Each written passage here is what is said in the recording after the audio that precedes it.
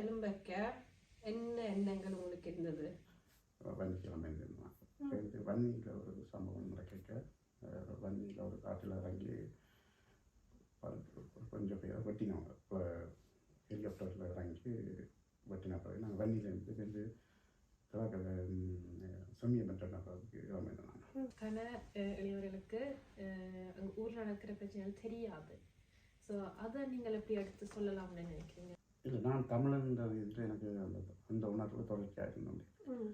எனக்கு ஒரு நாடு வரும், எனக்கு ஒரு வீடு வரும். நான் சுதந்திரமாக எனது மொழியையும் எனது கலாச்சாரத்தையும் பாதுகாக்க வேண்டிய என்னோட நிற்காமல் என்ற அடுத்த சமூகத்தையும் இது போய்க்கிறேன். வணக்கம். இன்றைய உதிரா பாகங்கள் நிகழ்ச்சிக்கு உங்களை அழைப்பதில் நாங்கள் மகிழ்ச்சி கொள்கின்றோம். வணக்கம். நானும் இந்த நிகழ்ச்சியில் பங்கு பெற்றது மகிழ்ச்சி அடைகிறேன். உங்களை பற்றி ஒரு அறிமுகத்தை நீங்கள் அறிமுகப்படுத்தினால் நல்லா இருக்கும் என்று நாங்கள் நினைக்கின்றோம். எனது பேர் பிரான்சிஸ் மரியாம்பிள்ளை. நான் நோர்வேயில் 30 வருடங்களாக வசித்து வருகிறேன். எனது தமிழ் சார்ந்த செயல்பாடுகள் மக்களோடு சேர்ந்து எங்களோட விடுதலைக்காக நாங்கள் தொடர்ச்சியாக போராட வேண்டும்.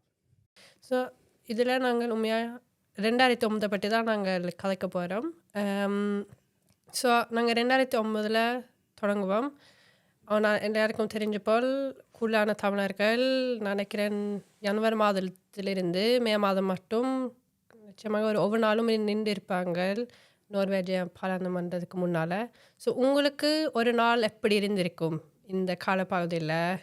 விடிய தொடங்கினதிலிருந்து நித்திர கொள்ள மட்டும் என்ன செய்திருப்பீங்க? என்ன எண்ணங்கள் இருந்திருக்கும்? என்ன அங்கே நிற்க எப்படி இருந்திருக்கும்? அந்த என்ன சொல்கிறது, தீமை பிளான் எப்படி இருந்தது? உண்மையிலே அந்த காலகட்டத்தில் 2009ஆம் ஆண்டு ஒரு பெரிய நீங்கள் சொல்கிற மாதிரி அந்த குறிப்பிட்ட காலப்பகுதி ஒரு சந்தோஷமான அல்லது நிம்மதியான வாழ்க்கையை நாங்கள் அந்த தமிழர் என்ற ரீதியில் கொண்டு போகலாமல் இருந்தது. ஒரு என்னென்னு சொல்ல, இப்போ என்ன நடக்குமென்று அங்கே இருக்கிறாக்கள் கூட இங்கே இருக்கிறாக்களுக்கு ஒரு எதிர்பார்ப்பு இருந்து கொண்டு இருந்தது. அடுத்த கட்டம் அங்கே என்ன நடக்க போகுது, எங்களோட மக்களை யார் காப்பாற்ற போகிறார்கள், என்ன மாதிரி இந்த போராட்டம் நடக்க போகுது, என்ன மாதிரி அதுக்குள்ள இருக்கிற மக்களை விடுவிக்கிறது, அவர்களுக்கான உணவுகளை எப்படி வழங்குவது என்ற அந்த இதுகள்லாம் எங்களுக்கு ஒரே ஒரு இந்த இதுக்குள்ளே செயல்படுறாக்களுக்கு கூடுதலாக இருந்து கொண்டு இருந்தது. அந்த கவலைகள் எப்படியாவது நாங்கள் இதுக்குள்ளால் வந்துட மாட்டோமா, எங்களை யாரும் காப்பாற்றிட மாட்டோமா, அந்த மக்களை யாரும் என்னென்றால் சாப்பாடு இல்லை, மருந்து இல்லை, மீடியாக்களை அங்கே இல்லை, வெளியில் அங்கே என்ன நடக்குதுன்றே தெரியாது வெளி உலகத்துக்கு. எங்களுக்கு கூட வர்ற அந்த தகவலை வச்சு கொண்டு தான் நாங்கள் இவ்வளவு ஆதங்கப்பட்டு எனக்கு எல்லாம். அப்போ நான் இரவு வேலை செய்தேன். இரவு வேலை முடித்து நேராக அப்படியே அங்கே ஸ்டூடியோக்கு போவோம். சில பேர் அப்படியே தொடர்ச்சியாகவே அங்கே நின்று இருக்கணும். அப்போ அந்த காலகட்டம் ஒரு சரியான துங்கான, அதாவது பாரமான காலங்கள் இருந்தது. நீங்கள் எப்போ எங்களுடைய விடுதலை போராட்டத்தை போராட தொடங்கினீங்க? ஊரில் தொடங்கினீங்களா இல்லாட்டில் நோர்வேல வந்தால் தொடங்கினீங்களா? இல்லை, நான் நோர்வேலுக்கு வந்தது 92ஆம் ஆண்டு. அதுக்கு முதல் எனது தாயத்தில் என்னால் அந்த அந்த காலகட்டங்களில் நாங்கள் படித்து கொண்டு இருக்கலாம். அப்போ படித்து கொண்டு அதே நேரத்தில் எமது விடுதலை போராட்டத்துக்கான எங்களாலான சிறு சிறு உதவிகளை செய்து கொண்டிருந்தேன். ஸோ நீங்கள் நோர்வேக்கு வந்த பிறகு எந்த வழியில் நீங்கள் எங்களோட போராட்டத்தை செய்யணும் என்று நீங்கள் நினச்சினீங்களா? இல்லாட்டில் எந்த வழியில் இருந்தது, எந்த வடிவங்களில் செய்ய வாய்ப்புகள் இருந்தது நோர்வேல? ஆரம்ப கட்டத்தில் நாங்கள் நோர்வேக்கு வந்து 92ஆம் ஆண்டு நான் இங்கே ஓஸ்லோவில் இருக்கவில்லை. நான் வெஸ்ட்லாண்ட் பகுதிக்கு இருந்தேன். அங்கே தொழில் வாய்ப்புகள் அதுகளுடைய அப்படியே இருந்துட்டேன். பெருசாக அந்த தேசியம் சார்ந்து வேலை செய்யவில்லை. ஒரு சிறு ஒவ்வொரு ஆண்டும் சிறிய உதவிகளை செய்துவிட்டு பேசாமல் வீட்டுகளை இருந்து கொள்ளும், மற்றவர்கள் போராடுவார்கள் என்ற ரீதியில் பேருந்து ஒஸ்லோவுக்கு வந்த பிறகு தான் எங்களுக்கான அந்த சந்தர்ப்பங்கள் இருந்தது. சேர்ந்து இணைந்து மக்களோட போராட்டங்களை முன்னெடுக்கக்கூடிய மாதிரி இருந்தது. அப்போ ஒஸ்லோவில் தான் கூடுதலான தமிழர்களும் இருந்தார். அப்போ இங்கே வந்த பிறகு தான் தொடர்ச்சியான போராட்டங்கள் ஈடுபடுது. இப்போ நீங்கள் நோர்வேல எப்படி நீங்கள் இந்த போராட்டத்தில் தொடங்கினீங்கன்னு சொன்னீங்க. ஆனால் நீங்கள் அங்கே ஊரில் இருக்கைக்க நீங்கள் கணக்க சம்பவங்களை நீங்கள் பார்த்துருப்பீங்க. இனாளிப்பாக இருக்கலாம், கலவரங்களாக இருக்கலாம். அது அப்படி உங்களோட நோக்கம் இல்லை உங்களோட தங்கிக்காங்க போவிக்கப்பனது மாற்றினது. அதாவது இப்போ 83ஆம் ஆண்டு காலப்பகுதியில் போராட்டம் அந்த வீழ்ச்சி இப்போ இருக்குது. அப்போ 83ஆம் ஆண்டு எனக்கு கிட்டத்தட்ட 10 வயது 10 அப்போ அந்த காலப்பகுதிகளில் நாங்கள் வந்து இடம்பெயர்றோம். எங்களோட இடப்பெயர் வந்து அதாவது உள்நாட்டுக்குள்ளேயே இடப்பெயர்றோம். நாங்கள் வந்து பரத்துறைய சக்கோட்டியனிடம் அங்கேருந்து நாங்கள் தருமபுரம் வந்து பன்னி மாவட்டத்துக்கு 83 அப்படி இடம்பெயர்ந்தாங்க. பரத்துறையில் பெரிய கேம்பன் இருந்தது. அவை அந்த ரோட்டால் பலாலைக்கு போய் வரையும் ஆமி. அப்போ அந்த இடத்துல தாக்குதல் நடந்தால் உடனே கரையோர பகுதியில் இருக்கிற மக்களுக்கு அடிபடும். அப்போ நாங்கள் வன்னி கிளம்பியிருந்தாங்க. சேர்ந்து வன்னியில் ஒரு சம்பவம் நடக்க வன்னியில் ஒரு காட்டில் இறங்கி கொஞ்சம் பேரை வெட்டினவங்க. இப்போ ஹெலிகாப்டரில் இறங்கி வெட்டின பிறகு நாங்கள் வன்னியிலேருந்து வந்து கிழக்க செம்மியம் பெற்ற பகுதிக்கு இடம்பெயர்ந்தாங்க. அப்போ எங்களோட இடப்பெயர் வந்து தொடர்ச்சியாக இருந்து கொண்டே இருந்தது உள்நாட்டில். நான் பேருந்து 89 இந்திய இராணுவம் வந்த பிறகு அந்த எங்களோட விடுதலை போராட்டமும் ஒரு கட்டத்தை தாண்டி வளைஞ்சிட்டு அதுக்கு பிறகு வந்து நாங்கள் வந்து இந்திய இராணுவத்தை சந்திக்கிறோம். இந்திய இராணுவம் என்றால் இந்திய இராணுவம் எல்லா இடமே நிற்கும்.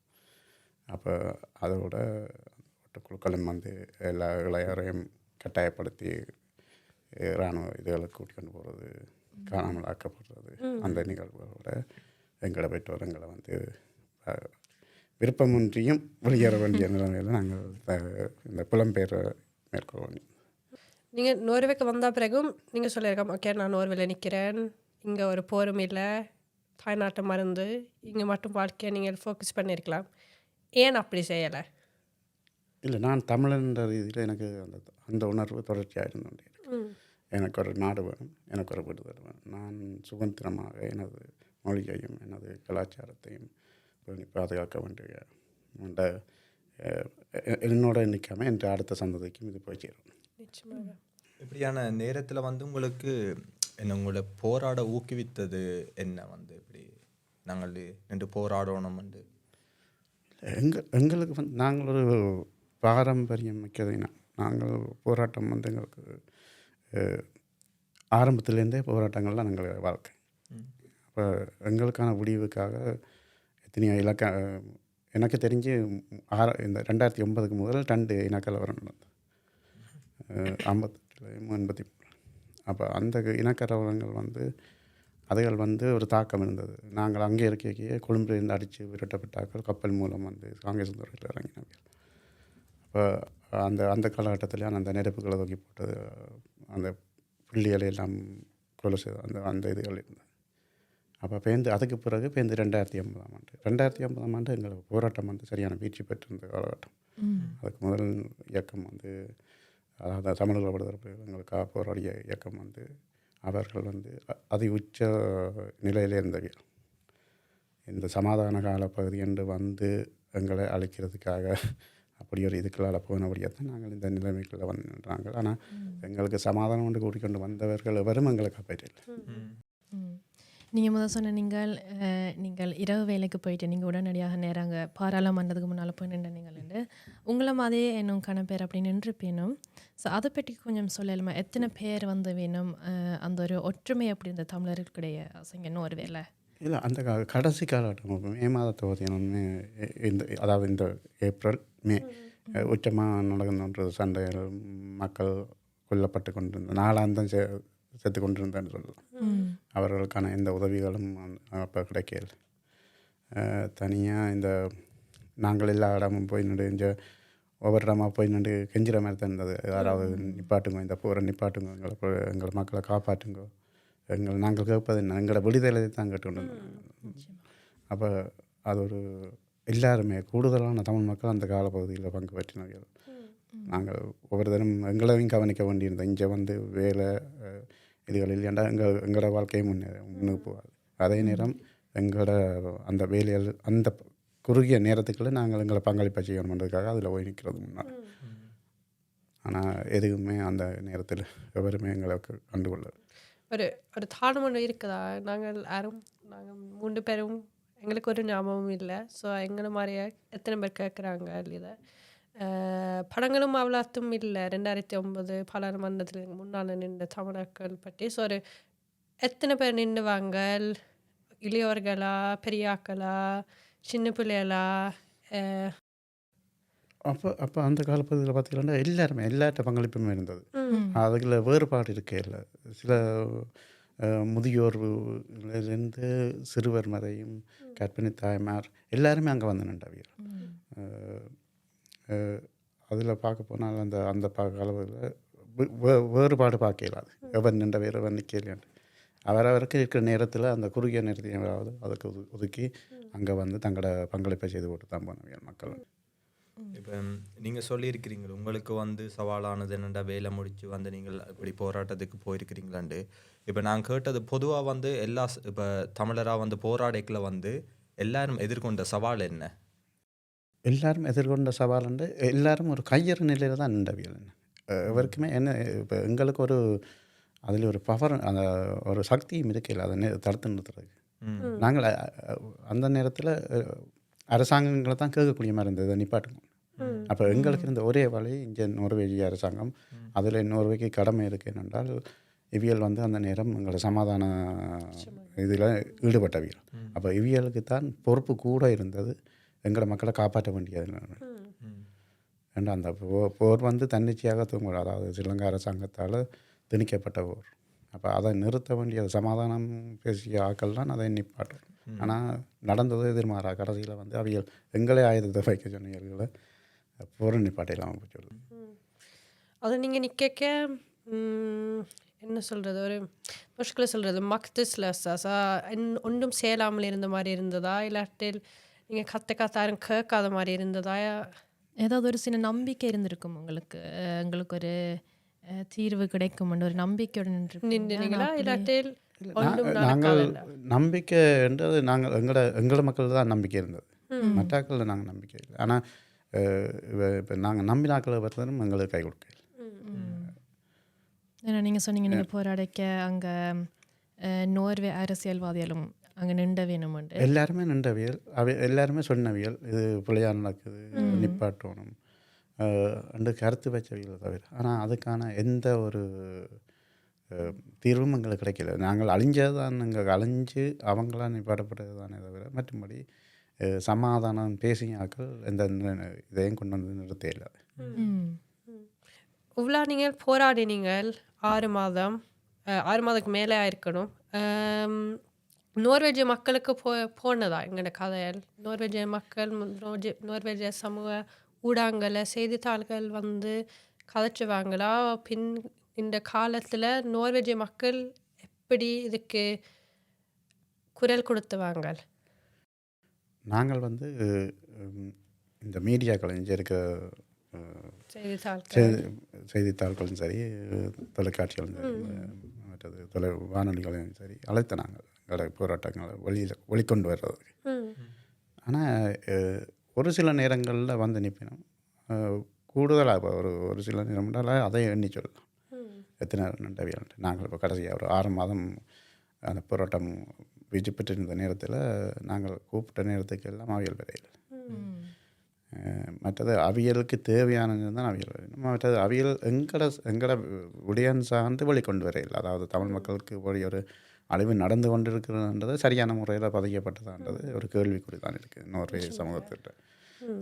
ஆனால் எங்களால் இப்போ இங்கே இருந்து செயல்பட்டாக்களால் தங்களால் முயன்ற அளவுக்கு இப்போ ஒரு நோட்டீஸ் அடித்து கொடுக்குறதோ அந்த இதுகள் வந்து நாங்கள் எங்களால் முடிஞ்ச அளவுக்கு நோர்வே சமூகத்துக்கும் மற்ற சமூகத்துக்கும் அறிவித்து கொண்டிருக்கோம்.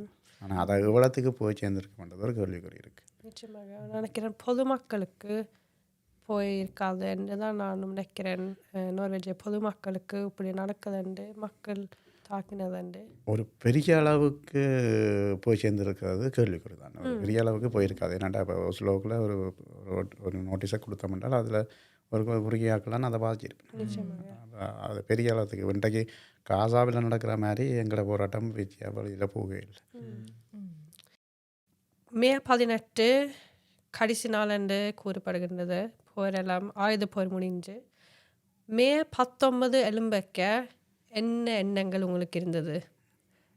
எல்லாம் முடிஞ்ச பிறகு இனிமேல் நீங்கள் பாராளுமன்றத்துக்கு முன்னால் நிற்கலை, நீங்கள் 19 எப்படி இருந்தது எலும்பக்க?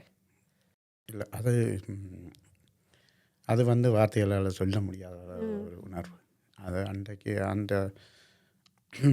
18வது நாள் வந்து கணக்க விஷயங்களை உள்வாங்க இல்லாமல் இருந்தேன்.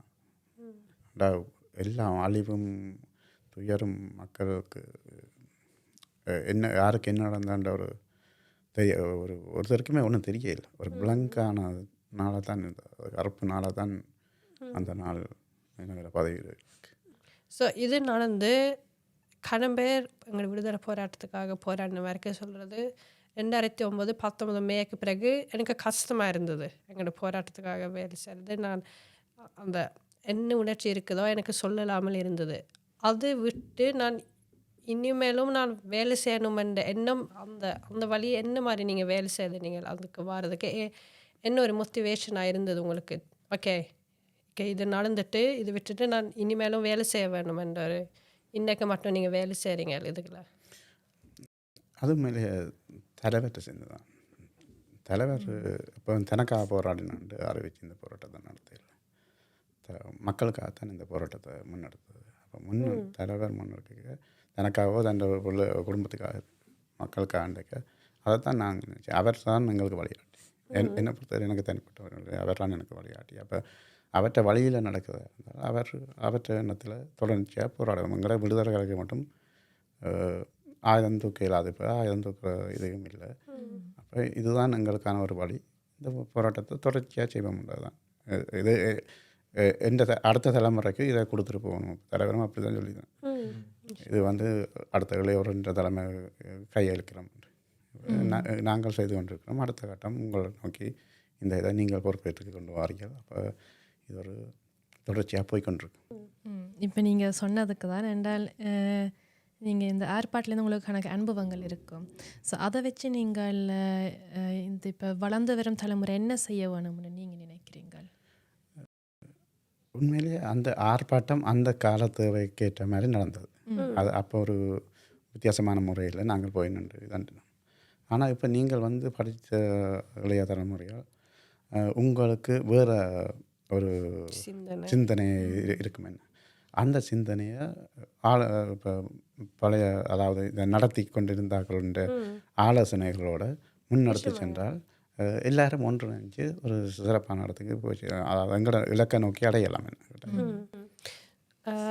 15 ஆண்டுகள் ஆகிட்டு மே 18 2009 எங்களுக்கு நடந்தது ஒரு இன அழிப்பு என்று உலகம் சொல்கிறதுக்கு அல்லாத நோர்வே சொல்கிறதுக்கு நீங்கள் என்ன நினைக்கிறீங்க நாங்கள் செய்ய வேணுமென்று?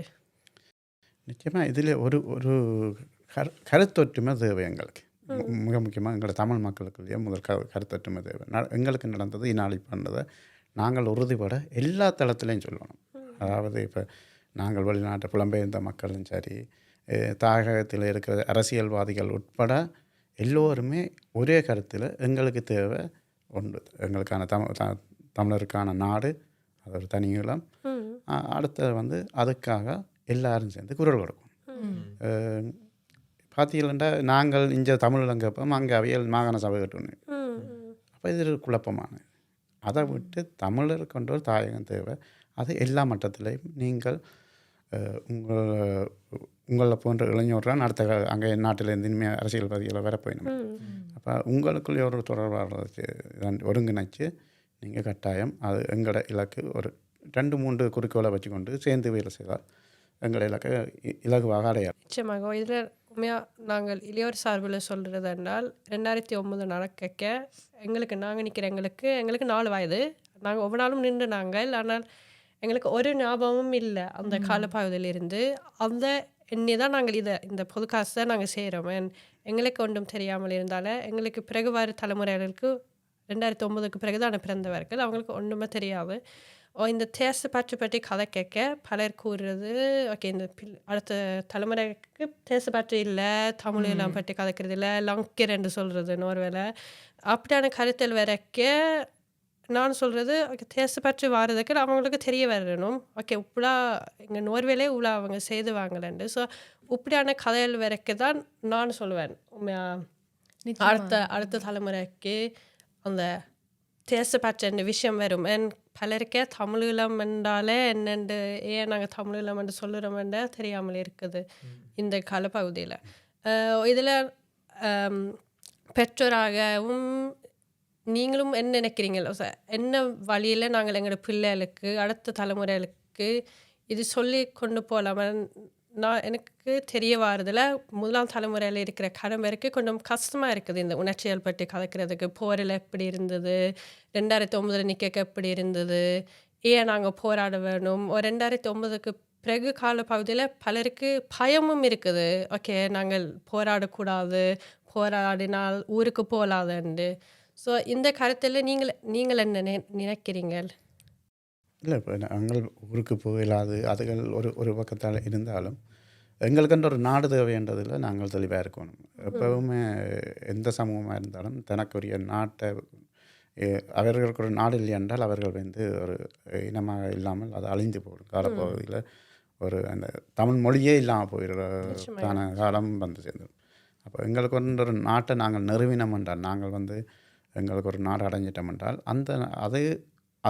அதை பார்த்துக்கொள்ளும் அந்த இதுகள் வந்து காப்பாற்றப்படும் தமிழ் வந்து தொடர்ச்சியாக காணப்படும் தமிழுக்கான அடையாளங்கள் அழிக்கப்படாமல் அந்த நாடு பார்த்துக்கொள்ளும் இப்போ எங்களுக்கு ஒரு நாடு இல்லையென்றால் நாங்கள் காலப்போக்கில் அந்த நாடோடிகளாக போய் சில நேரம் அந்த எழுத்துக்கள் எல்லாம் கொஞ்சம் கொஞ்சமாக அழிஞ்சு கடைசியில் நாங்கள் எங்களை பேச்சு மொழி இருக்கும் இப்போ இந்த அதையும் கொஞ்சம் காலத்தால் எல்லாம் அப்போ அந்த நிலைக்கு வராமல் இருக்கணும்ன்றா கட்டாயம் எங்களுக்கு ஒரு நாடு தேவை எங்களுக்கு ஒரு நாடு தேவை என்றால் நாங்கள் தொடர்ச்சியாக போராடத்தான் வேணும் கேட்குற பெற்றோர்களுக்கும் கேட்குற பிள்ளைகளுக்கும் அம்மா அப்பா கேட்டு இந்த வரலாறு கேட்குறதோ அவங்க தனிப்பட்ட முறையில் நடந்த விஷயங்களை பற்றி கதைக்கிறதுல பெரிய பலன் இருக்குதுன்னு தான் நான் நினைக்கிறேன் கண்டிப்பாக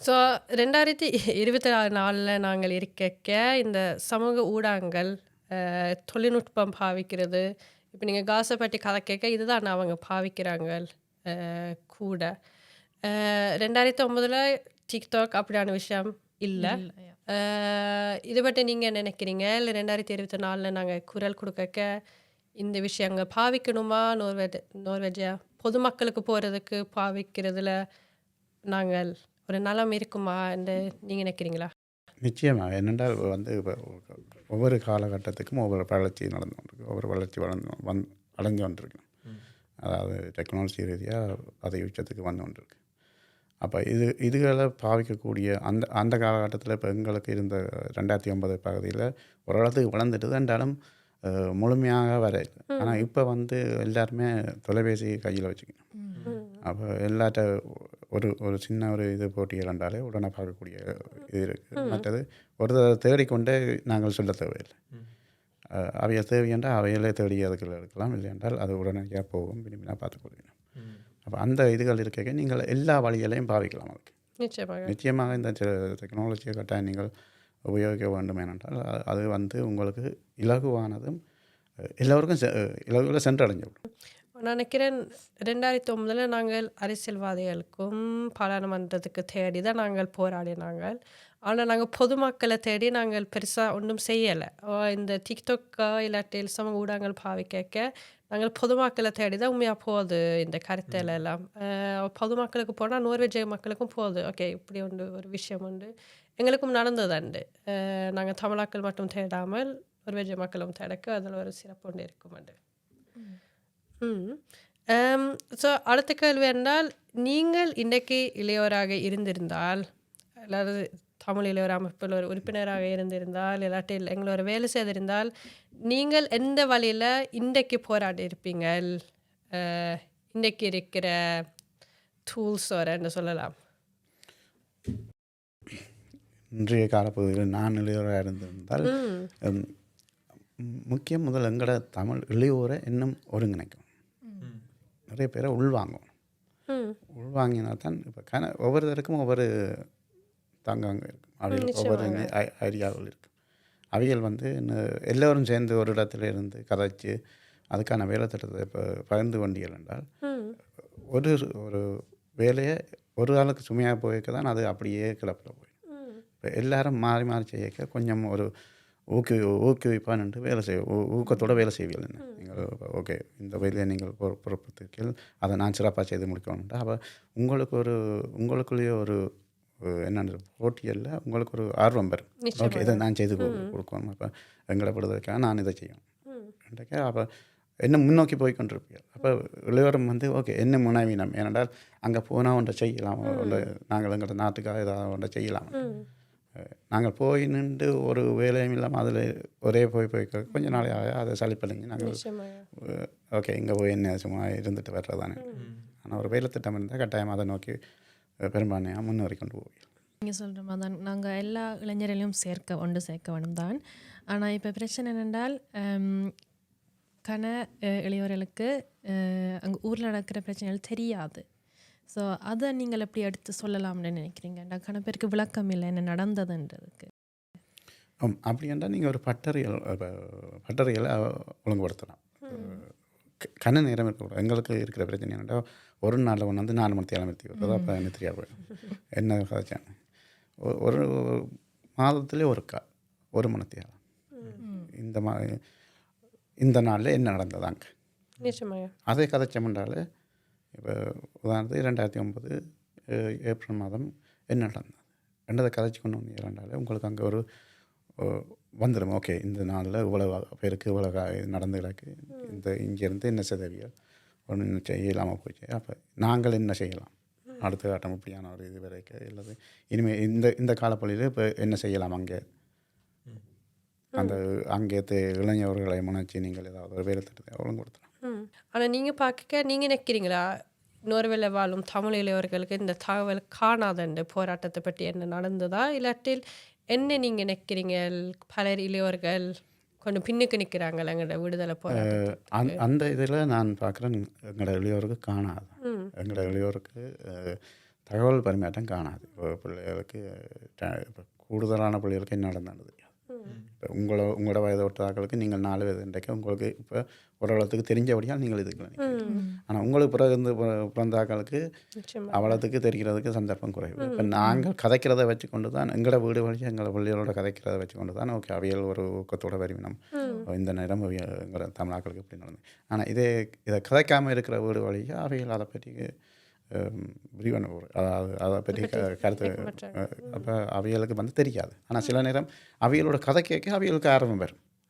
இதுதான் என் இனம், எனக்கு இந்த இனத்துக்கு நான் இதை செய்யணும். அவியலை ஒருங்கிணைக்கிறதான் நீங்கள் எவ்வளோத்துக்கு ஆக்களை உள்வாங்குறீங்களோ அவ்வளோத்துக்கு என்னடா உங்களோட சேர்ந்து கதைக்கிறதுக்கு தான் அந்த இது வெளியில் போய் கொண்டிருக்கு.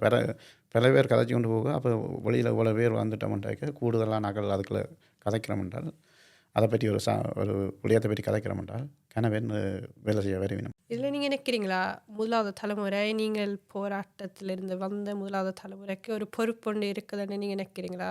உங்களோட கதைகள் எங்களோட வரலாறு அடுத்த தலைமுறைக்கு கொண்டு போகிறதுக்கு, ஒரு பெற்றோர் சார்பில் பிள்ளைகளுக்கு கொண்டு போகிறதுக்கு, வீட்டை கதைக்கிறதுக்கு நிச்சயமாக எங்களுக்கு தான் ஆகக்கூடிய கடமை இருக்குது. இந்த அடுத்த கட்டத்துக்கு எங்களை பிள்ளைகளுக்கு தெரிவிக்க வேண்டிய, அதாவது வந்து என்ன நடந்ததுன்றதை அவியலுக்கு தெரிஞ்சால் தான் அவியல் இதுக்காக போராடினோம். இல்லைன்னா அவியலுக்கு இஞ்சத்தை வாழ்க்கையோடைய ஓடிடும். இதில் உங்களுக்கு ஏதோ கேட்குற பெற்றோர்கள் ஏதோ ஐடியாஸ் என்ன மாதிரி பிள்ளைகளுக்கு கொண்டு போகிறதுக்கு கணவருக்கு சொல்கிறதுக்கு என்ன மாதிரி சொல்கிறதுன்னு தெரியாது. அதுவும் நோர்வேஜ் சமுதாயத்தை வச்சு சொல்கிறதுக்கு ஏதோ உங்களோட பிள்ளைகளுக்கு நீங்கள் எப்படி சொன்னீங்க, என்ன மாதிரி ஊக்குவித்தீங்கன்னு ஏதோ ஐடியாஸ் இருக்குதா கேட்குற பெற்றோர்களுக்கு? இப்போ பிள்ளைகளுக்கு சொல்கிறேன்னு தான் நாங்கள் ஒரே சொல்லி கொண்டு இருக்கல. அது ஓகே நாங்கள் அழிஞ்சினாங்க அவியலுக்கு அந்த இப்போ உண்மையிலே இந்த தமிழ் படிக்கிற பிள்ளைகள் கூட அப்போ அவியலுக்கு வந்து இலகுவாக பள்ளிக்கூடத்துலேருந்து வரும் அந்த பாடத்திட்டங்களோட நாங்களும் நினச்சி கொண்டு போகலாம் பிள்ளைகளுக்கு. ஓகே இந்த நேரம் மே மாதம் முள்ளிவாய்க்காலில் இவ்வளோ சனம் செத்தது, இவ்வளோ பேர் காயப்பட்டவியல், உங்களை மேலே சிறுவர்களும் அங்கே அந்த நேரத்தில் இருந்தவியல், அவியலை ஒருத்தரும் கவனிக்க இல்லாமல் போனது, அதுகளை வந்து அப்படி அந்த ஒரு உரையாடல் மூலம்தான் அதுகளை கொண்டு போகலாமே தவிர எதுக்காக இருத்தி வச்சு சொல்லி கொண்டு இருக்கல அது அவியல் அதை விரும்ப போகிறதும் இல்லை. நிச்சயமாக மே 18க்கு பிறகு உங்களோட வாழ்க்கை ஏதோ வித்தியாசமாகப்பட்டதா? உங்களோட உலகத்தை பார்க்குறதுல நீங்கள் கவலைப்பட்டுனீங்களா? அந்த ஒரு ஏன்னா நீங்கள் அங்கே நிற்க உங்களுக்கு நீங்கள் நம்பிக்கையே இழந்திருப்பீங்கள் அந்த நேரம். ஏன்னா ஒருத்தரும் உங்களுக்கு ஒரு தீர்வை கொடுக்கலன்ற ஒரு காரணத்தால். ஸோ அதுக்கு பிறகு உங்களோட வாழ்க்கை ஒரு நம்பிக்கை இருந்திருக்குமா? இருந்ததா? உண்மையிலேயே அந்த போராட்டம் நடந்து கொண்டு இருக்கேக்க நாங்கள் நம்பினாங்க. ஏன்னாடா எங்களுக்கு ஒரு நாடு ஒரு என்னென்னு சொல்ல அங்கீகரிக்கப்படாத நாடு ஒன்று இருந்தது. தமிழ் விடுதலை புலிகளால் ஒரு எல்லா கட்டமைப்பும் இருந்து எல்லா அதாவது இராணுவம் சரி, போலீஸ் சரி, நீதிமன்றங்கள் சரி எல்லாமே இயங்கினது. அங்கே ஒரு நடைமுறை அரசு நாடு ஒன்று இருந்தது எங்களுக்கு. அப்போ நாங்கள் அந்த ஒரு இதில் இருந்து நாங்கள் எப்படி எங்களுக்கு எப்படியும் நாடு கிடைக்கும். நாடு கிடைச்சால் இந்த இங்கே வெளிநாடுகள் மாதிரியே அங்கேயும் ஒரு சுதந்திரமானது எல்லா விதமான இதுவும் இருக்கக்கூடிய ஒரு நாடு உருவாகும். அது ஒரு எங்களுக்கு ஒரு கனவாகவே இருந்தது. ஆனால் அது 2001ஆம் ஆண்டு இந்த இன அழிப்போட அந்த கனவுகள் எங்களை தகர்க்கப்பட்டிருக்கு. ஆனால் நாங்கள் விட்டுட்டு ஒதுங்கிறாது. இது எவர் அழித்தாலும் எங்களுக்கு கண்ட ஒரு நாடு வேணும். நாங்கள் இன்னொரு ஆள் என்ற வீட்டில் இருந்தோண்டு எங்களை சொல்லி கொண்டிருக்கிறோம். இப்போ நாங்கள் எங்களுக்கு கொண்ட ஒரு தாயகம் வேணும். அதுக்காக நாங்கள் இன்று வரைக்கும் போராடிக்கிறோம். அடுத்த இளைய தலைமுறை நீங்கள் அடுத்த இதை பொறுப்பேற்கிறீர்கள். தொடர்ச்சியாக நீங்கள் போராடி கொண்டு வர எங்களுக்கான முடிவு கட்டாயம் சேரும். நான் நினைக்கிறேன் இதில் சொல்கிறது முக்கியமானது இளையோர்களுக்கும் கொண்டு போகணும் இந்த கதையால். முதலாவது விஷயம் நாங்களும் போராட வேணும் என்று 2009 வரை போராட்டம் முடியலைன்னு தான் இதில் ஒரு முக்கியமான கருத்தாக இருக்குதுன்னு தான் நான் நினைக்கிறேன். நிச்சயமாக 2009 போராட்டம் முடியலை. போராட்டம் எங்களை அடுத்த தலைமுறைக்கு கடத்தப்பட்டு கிடக்கு. அதாவது நாங்கள் அறவழி சார்ந்து போராடி ஆயுதத்தை நாங்கள் இனிமேல் அறிவியல் சார்ந்து போராட போகிறோம். அறிவு சார்ந்து போராட போகிறோம். அப்போ அறிவு சார்ந்து போராடுறதுக்கு இப்போத்தைய தலைமுறை தங்களை எவ்வளவோ அறிவுசார் ஆக்கள் இருக்கணும். அப்போ நீங்கள் அவையில் இல்லாமல் வாங்கி இளையோரும் சேர்ந்து செய்திகளண்டா கட்டாயம் நிச்சயமாக எங்களுக்கான நாடு வந்தடைஞ்சது. கடைசி கல்வி 15 ஆண்டுகள் ஆயிற்று.